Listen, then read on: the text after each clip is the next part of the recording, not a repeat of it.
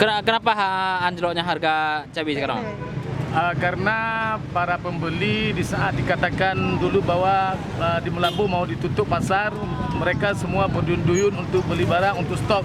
Bahkan dikatakan sampai puasa kota Melabu akan ditutup, sehingga mereka semua berduyun-duyun untuk memborong cabai untuk stok mereka sampai 2 minggu atau sebulan. Ya. Ini harga cabai berapa? Sekarang harga cabai 20 sampai 25, kalau dulu 40.000.